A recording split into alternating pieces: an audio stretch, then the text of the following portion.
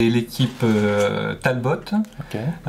donc anciennement CRLG, on connaissait sous le nom de CRLG, donc ça fait plus d'une dizaine d'années qu'on participe à la coupe de robotique.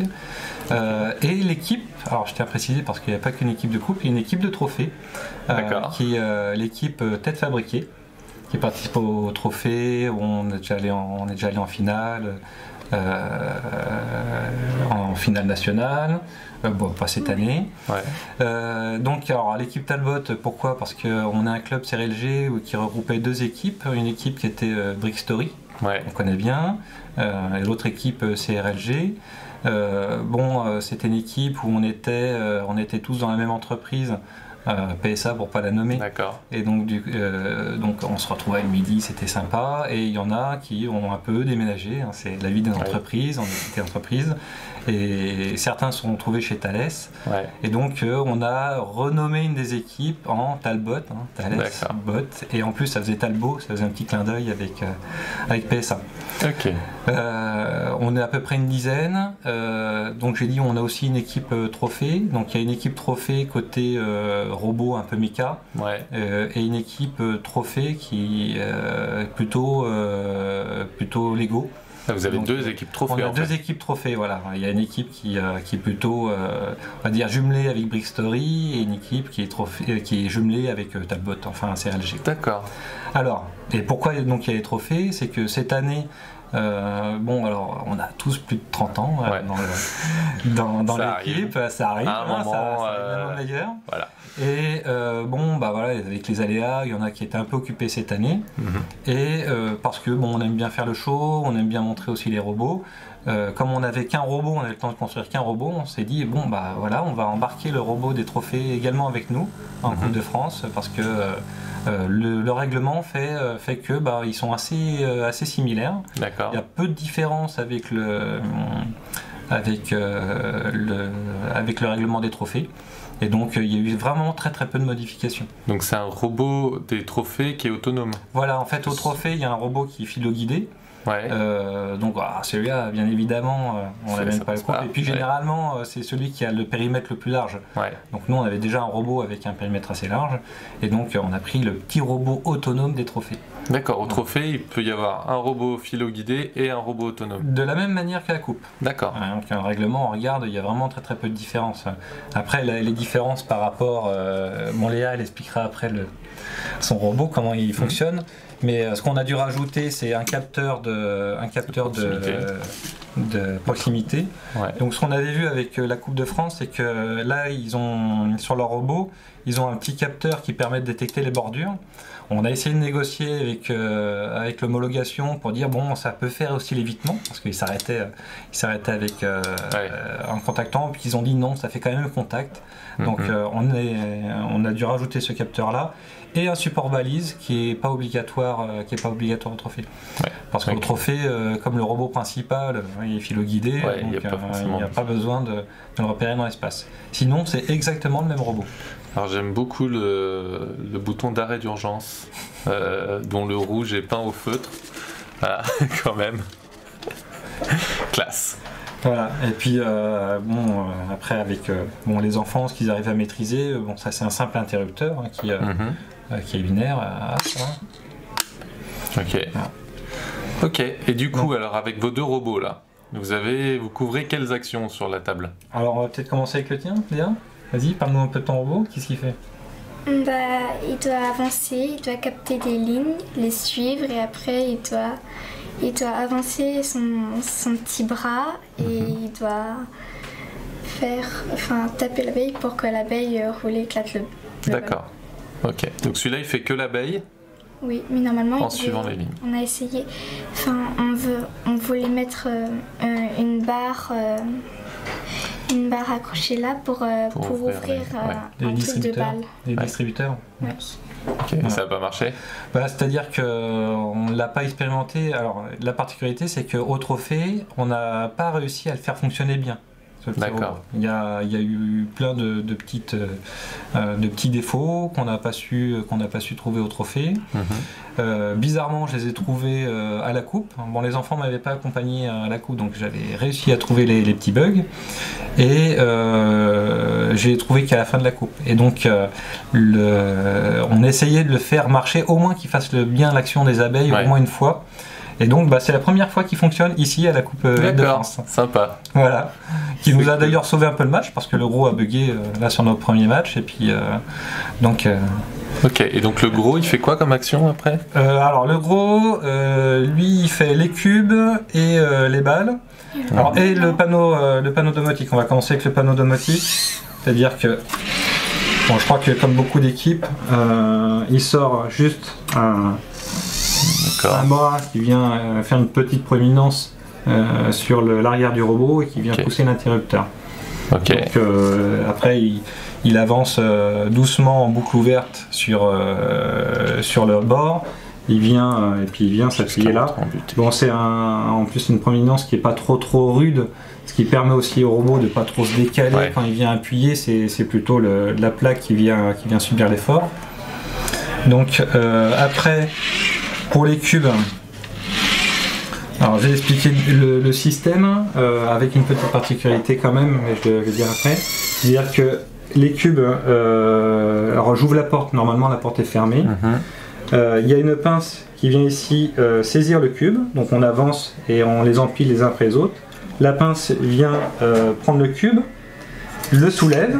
D'accord. Et ce qu'on voit ici, c'est que ici il y a une sorte de clapet anti-retour qui vient se soulever avec le cube, on vient dépasser le clapet, on lâche le cube et il est empilé. D'accord. Voilà. Donc ça, c'est après des années de coupe, on essaye de faire le moins d'actions qui soient dépendantes d'un actionneur, plutôt des actions mécaniques. Ça bug moins souvent qu'un actionneur. Bon, il faut après limer un petit peu, il faut voir pourquoi ça coince, mais une fois réglé, une action mécanique a souvent moins de bugs que quelque chose qui est piloté par un Arduino, que par un microprocesseur qui parfois... du coup, là, vous devez vous positionner quand même assez précisément pour choper le cube. Oui, alors je viendrai sur l'odométrie, parce qu'on là aussi on a pas mal évolué dans notre odométrie. Simplement là j'ai montré qu'on avait un petit bras de levier. Au départ, j'avais un beau système ici avec en fait un moteur et une crémaillère qui étaient asservis. Donc tout était imprimé en 3D. Ça marchait très très bien, mais bon, comme un robot, ça met du temps à être monté, à débugger. Je pense que vous avez dû poser des questions aux autres équipes, mais on met souvent des mois à mettre au point nos robots. Et donc, au fur et à mesure, les dents sont limées. Et il n'y a qu'une fois la coupe où on fait parfois des nuits à rallonge. Ça marche pas. Et à la fin, on doit prendre des décisions. Soit on réimprimait des pièces. Quitte à passer des heures devant l'imprimante en train d'attendre et de voir la pièce se construire en disant le prochain match il est quand, puis après il faut tout remonter, etc. Donc là c'était plutôt en mode débrouille, dire comment avec le même système qui était sur une glissière, on va réutiliser le système. Donc j'ai dépouillé en fait toute la partie crémaillère qui était sur le côté ici là. D'accord. Et donc là, cette barre-là se plante dans le logement de l'ancien moteur, c'est ça? C'est ça. Donc il y avait le moteur, il y avait la crémaillère. Ouais, voilà. Donc là, on est dans le bloc de l'ancien moteur. C'est ça. Qui était asservi. On avait un spécialiste de servicement qui était très content de son asservissement, donc on a un peu foutu à la poubelle. Donc ça, c'est la partie cube. Alors bien sûr, alors là, il y a un guide. Pourquoi? C'est parce que comme c'est une action mécanique, les cubes se mettent parfois de travers, sont un peu décalés. Donc là, on vient à chaque fois les recentrer un petit peu pour que ça marche bien. Donc ça, c'était... Et bon, pour les libérer, on ouvre la porte, on recule, et puis la pile est déjà toute faite. Pour la partie balle, on a en fait un godet qui vient sortir. On ouvre, grâce à ce godet, on ouvre le distributeur. D'accord. Il est un peu serré, donc les balles ont du mal parfois. Là, il faudra voir si d'ici la fin du week-end, j'arrive à faire comme d'autres équipes, c'est-à-dire donner des petits à-coups comme ça pour faire circuler les balles. On a un petit système de rails qui viennent de gouttières, qui viennent faire tomber les balles, et un moteur qui vient tourner pour les éjecter. Ok. Avec la particularité, c'est que beaucoup d'équipes utilisent deux moteurs. Ouais. C'est problématique parce que ça nécessite d'être vraiment pile poil à, on va dire, la même tension de La même pilotage, vitesse, etc. Pour avoir un mouvement assez répétable. Ouais. Donc on a préféré mettre un système plutôt de roulement sur le dessus qui assure le glissement et donc du coup ne donner un effet à la balle qu'avec un seul moteur et qui est bien plus simple à maîtriser que deux moteurs ensemble. Okay. Ça a moins de pêche, donc il faut être sûr que les batteries sont vraiment bien à niveau pour refaire l'action, mais c'est efficace quand même. Ça a mis du temps, ce robot. Oui, il a mis du temps, oui. Ah, ça prend toujours du temps de faire ce genre de truc, ouais. Alors l'odométrie, elle fonctionne assez bien. Ah, une petite seconde alors. Je suis en carte pleine sur lui. Carte pleine? Ouais. Oui, bien. Mais lui, on va arriver au bout. Donc, ok. Coupe-le et puis remets-le lui. Mais, au bout de la carte. Batterie. Non, ce soir. Désolé. Ok, d'accord. Alors oui, j'en étais sur l'odométrie. Alors l'odométrie, on l'a travaillé, ça fait longtemps qu'on la travaille. On fonctionne comme avec beaucoup d'équipes, avec des codeurs indépendants. C'est-à-dire qu'ils ne sont pas liés au moteur lui-même. Donc c'est-à-dire qu'en cas de blocage, ici, si le moteur continue à patiner, à faire tourner la roue, le codeur ne voit pas l'avancement, donc permet d'être assez précis. On détecte les glissements, quoi. Exactement. Et en fait, on a une sorte de monobloc qui vient encadrer, on le voit mieux de ce côté-là, le monobloc qui vient encadrer les deux moteurs, qui permet de conserver l'alignement des moteurs, et avec un système de suspension. Ça rappelle beaucoup l'automobile, bizarrement, de suspension où on a les codeurs qui sont liés au moteur et un peu élastiques, c'est-à-dire qu'on peut avoir une irrégularité sur le terrain. Ça peut être le cas, on a déjà eu des surprises à la coupe où il y avait une jonction de terrain qui se faisait mal, des vinyles qui se recouvrent, et souvent les codeurs ils n'aiment pas. Donc ça permet que le codeur soit toujours bien scotché sur la table, et le fait que ça soit lié avec les moteurs, on est vraiment rectiligne tout le temps. En fait, on a juste 4 vis à enlever et on sait enlever les deux moteurs et les codeurs d'un seul bloc.